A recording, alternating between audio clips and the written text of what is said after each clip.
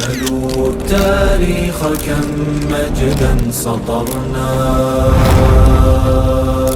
على صفحاته وبه تغنى. یو وجه دا ده چې مونږه علم ته ارزښت نه ورکوو، علماو ته ارزښت نه ورکوو. حال دا ده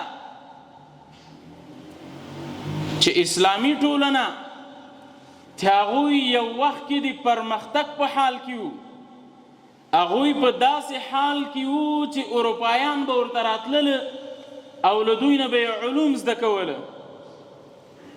په داسې حال کې وو چې اروپایان به راتلل اول به یې له ټولو نه مخکې عربي ژبه زده کوله. هغوی سره د علم ارزښت و. په زمانه د هارون الرشید رحمه الله کې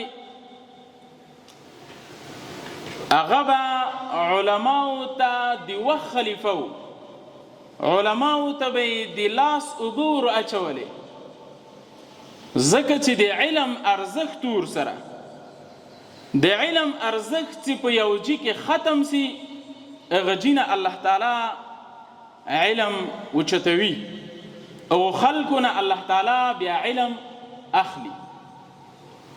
چې یو چا سره د علم ارزښت وي هغوی ته الله تعالی ترقي ورکوي.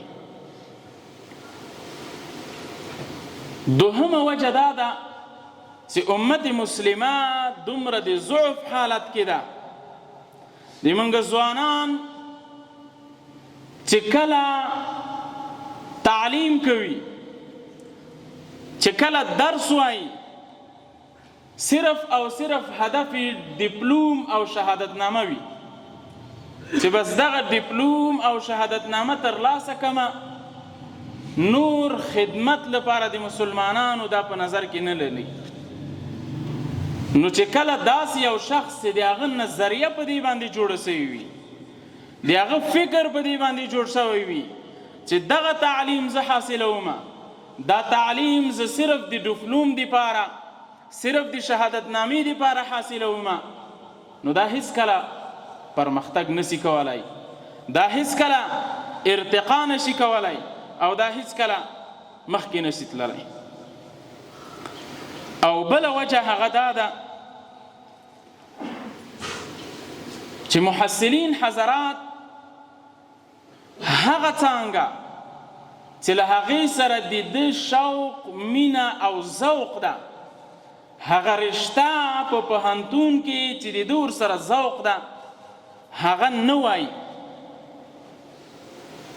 یا ورته کامیابیږي نه، یا ورته کامیابه شي دی داسې یو هغه کې ووایي چې خپل عمر ضایع وګرځوي، وخت ضایع کړي، او بیا چې کله فارغ سي په بله رشته کې بیا کار کوي.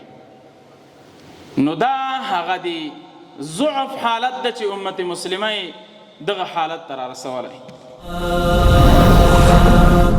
تهاب الأسد وطأتنا لأننا لغير الله